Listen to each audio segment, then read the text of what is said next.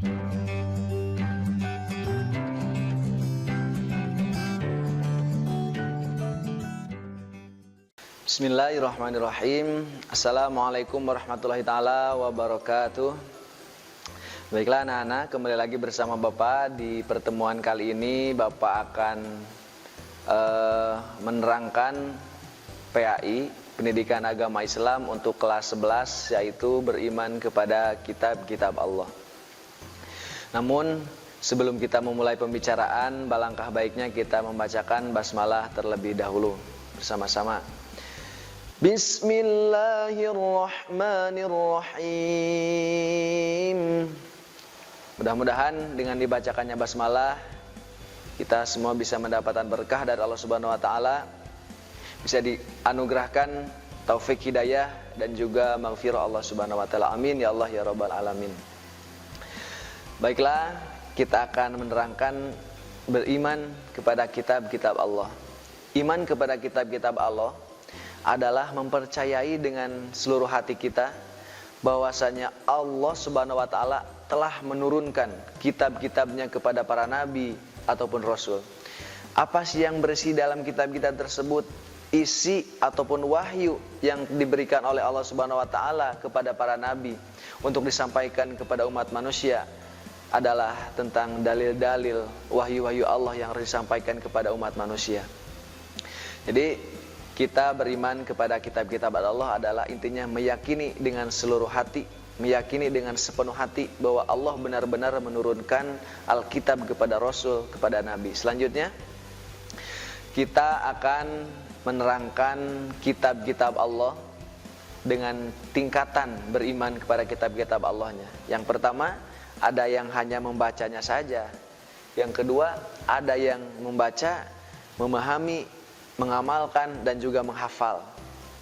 Yang tingkatan kedua. Ketiga, membaca dengan tartil, membaca dan juga memahami, seperti tadaburil makna, kita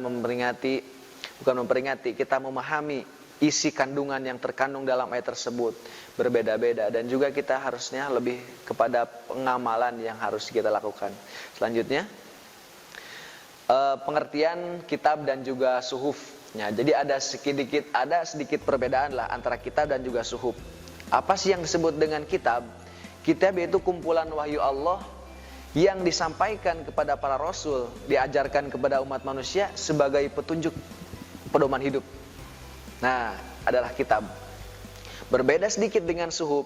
Kalau suhuf disampaikan kepada rasul tetapi masih berupa lembaran-lembaran, belum dibukukan, masih secara terpisah. Iya, betul sekali. Jadi suhuf itu berbeda tipis dengan kitab. Kalau kitab sudah dibukukan dan secara tersusun, kalau suhuf masih berupa lembaran-lembaran yang tercecer dan terpisah-pisah. Selanjutnya, suhuf juga masih berupa firman Allah yang diturunkan kepada nabi dan rasulnya. Namun hukum-hukum yang berisi dalam suhuf adalah dasar sebagai petunjuk pedoman untuk menjalankan agamanya. Jadi itu adalah suhuf. Selanjutnya, nabi-nabi apa saja sih, siapa saja sih nabi yang mendapatkan suhuf? Nah, bagus sekali pertanyaan. Mungkin ada pertanyaan dari sahabat, dari anak-anak sekalian, dari teman-teman kita juga bertanya sih, Pak, siapa sih nabi yang mendapatkan suhuf itu? Kalau kita kan sudah tahu kalau yang mendapatkan kitab ada sekian. Nah, yang mendapatkan suhuf itu ada berapa? Yang pertama kita akan bahas ya. Yang pertama adalah Nabi Idris. Nabi Idris mendapatkan sebanyak 30 suhuf atau 30 lembar suhuf. Nabi Syis mendapatkan 50 suhuf, banyak. Nabi Ibrahim yang ketiga mendapatkan 10 suhuf. Dan yang keempat adalah Nabi Musa alaihissalam. Nabi Musa mendapatkan 10 suhuf. Sebagaimana juga Allah telah berfirman dalam surat Al-A'la, Inna hadza lafi suhufil ula suhufi Ibrahim wa Musa, dalam surat Al-A'la ayat 18 dan juga 18 dan 19. Selanjutnya kita akan bagi lagi perbedaan kitab dan dengan juga suhuf, yaitu ada perbedaan dan juga persamaan nih sebenarnya. Persamaannya adalah semuanya sama-sama firman Allah yang diturunkan oleh Allah kepada Rasulnya. Jadi perbedaannya adalah sama-sama wahyu Allah, dan perbedaannya adalah kitab dan juga suhuf, isi kitab lebih lengkap daripada suhuf, jelas, karena lebih banyak yang tercangkum dalam kitab dibukukan, berbeda dengan suhuf yang masih lembaran-lembaran. Yang kedua, bentuk dari kitab sudah dibukukan, sedangkan suhuf masih berbentuk lembaran-lembaran yang terpisah. Sudah dijelaskan tadi ya. Yang ketiga, kitab biasanya berlaku lebih lama daripada suhuf. Jadi kalau suhuf karena mungkin terbatas dalam lembaran-lembarannya, juga terbatas waktunya. Berbeda dengan kitab, kitab lebih mempunyai waktu expire tapi tidak ada expire ya. Jadi waktunya itu lebih lama berlakunya, sesuai dengan tergantung zaman dan para nabinya. Selanjutnya, kitab Taurat. Kitab Taurat, seperti yang sudah bahas tadi kan, saya sudah tahu 4 kitab yang diberikan oleh Allah Subhanahu Wa Taala kepada Rasul, yaitu pertama kitab Taurat. Kitab Taurat diturunkan oleh Allah kepada Nabi Musa. Oh ya, kepada Nabi Musa, sebagaimana dalil yang telah diterangkan. وَلَقَدْ آتَيْنَا مُوسَى الْكِتَابَ لَعَلَّهُمْ يَهْتَدُونَ. Dan sesungguhnya kami telah berikan Alkitab atau Taurat kepada Nabi Musa, agar mereka, dalam kurung mereka itu Bani Israel ya, mendapatkan petunjuk dari Allah Subhanahu Wa Taala. Itu adalah kitab Taurat. Adapun isi kandungan dalam kitab Taurat meliputi hal berikut. Yang pertama, kewajiban meyakini keesaan Allah Subhanahu Wa Taala. Nah, yang kedua, larangan menyembah berhala. Yang ketiga, larangan menyebut nama Allah dengan sia-sia. Yang keempat, mensucikan hari Sabtu atau Sabat. Berbedakan kalau umat kita Nabi Muhammad adalah hari Jumat.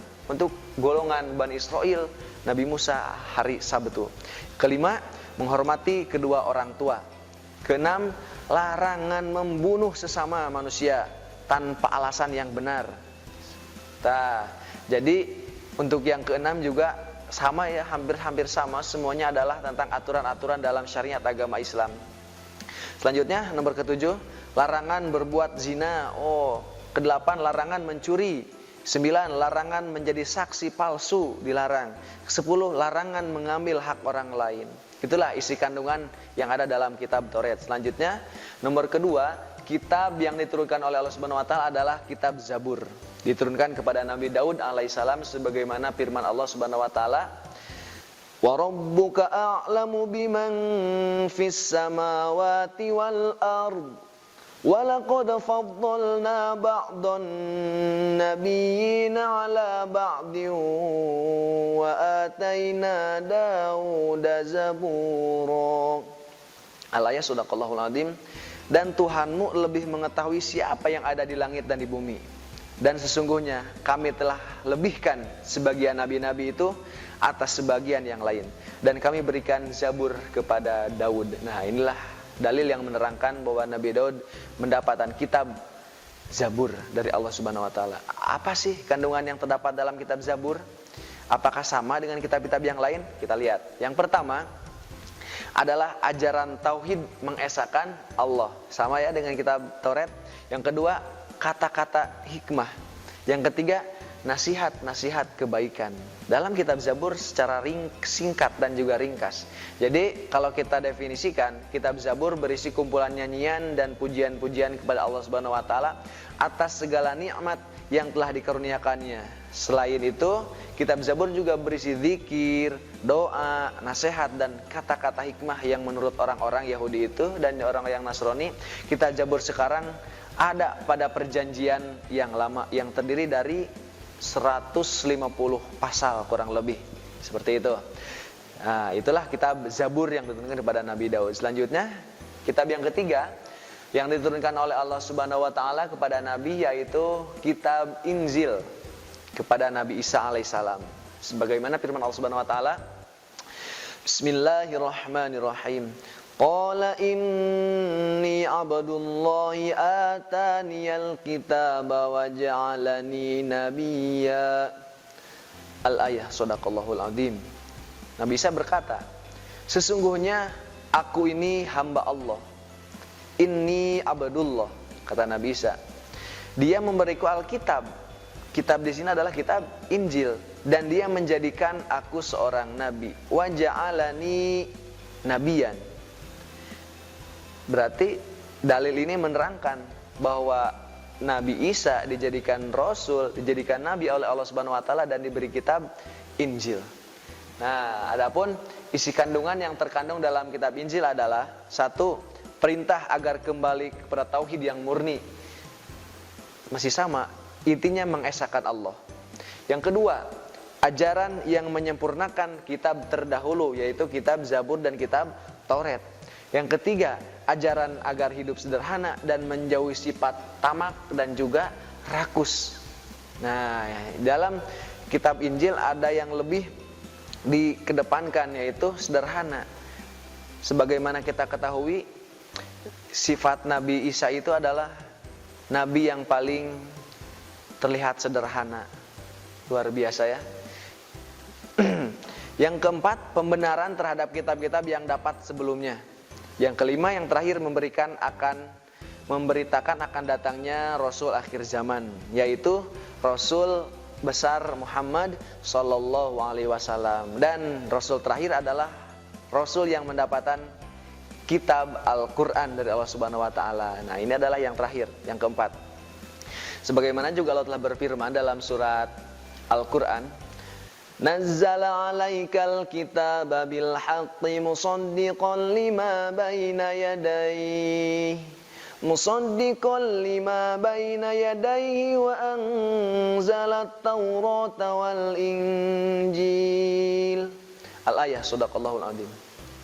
Dia menurunkan Alkitab dalam kurung Al-Quran kepadamu dengan sebenar-benarnya, membenarkan kitab yang telah diturunkan sebelumnya dan menurunkan Taurat dan juga Injil. Jadi luar biasa, Al-Quran ini diberikan oleh Allah Subhanahu wa taala kepada Nabi Muhammad dan juga membenarkan kitab-kitab yang terdahulu seperti Taurat, Zabur dan juga Injil. Jadi secara keseluruhan isi Al-Quran itu meliputi hal-hal sebagai berikut. Satu, pembahasan mengenai prinsip-prinsip akidah dan keimanan, terutama adalah masalah mengesahkan Allah, bahwa Tuhan itu satu. Yang kedua, pembahasan yang mengangkat prinsip-prinsip ibadah, rub'ul ubudiyah. Yang ketiga, pembahasan yang berkenaan dengan prinsip-prinsip syariat. Itulah isi kandungan secara keseluruhan dalam Al-Quran. Adapun kedudukan Al-Quran antara lain sebagai wahyu Allah yang turunkan kepada Nabi Muhammad, sebagai mukjizat terbesar Nabi Muhammad SAW, sebagai pedoman hidup manusia. Karena Al-Quran juga merupakan pedoman hidup kita, sebagai petunjuk arah kita. Semuanya ada dalam Al-Quran. Juga sebagai proses untuk kita semua mendapatkan kebahagiaan dunia dan akhirat sebagai sumber dari segala semua sumber. Ya, mungkin itulah isi kandungan dari kitab Al-Quran. Selanjutnya kita akan bahas tentang fungsi iman kepada kitab-kitab Allah. Apa sih fungsinya kita mengimani kepada kitab-kitab Allah? Harus ada fungsinya.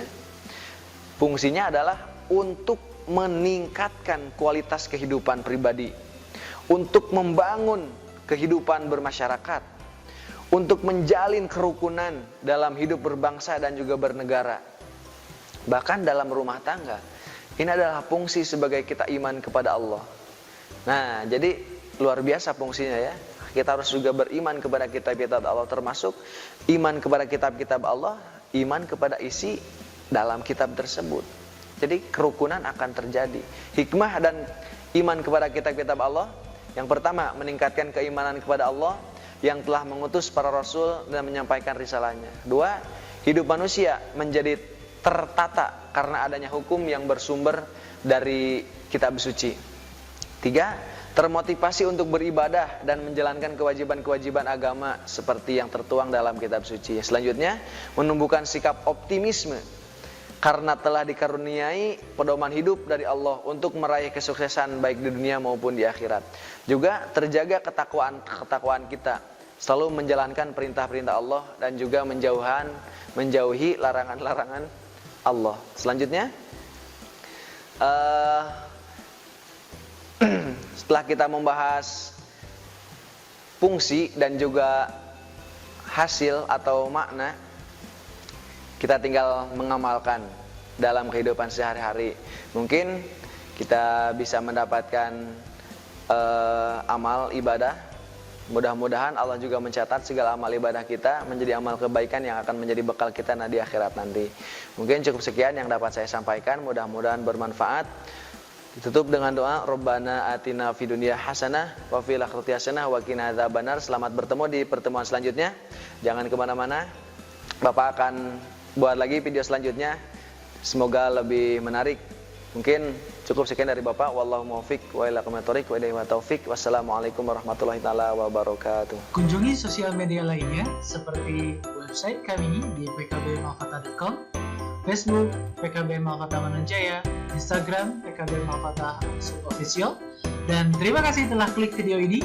Jangan lupa like, comment, share, and subscribe untuk menunjukkan dukungan kamu terhadap channel ini. Enjoy the video PKB Malfata.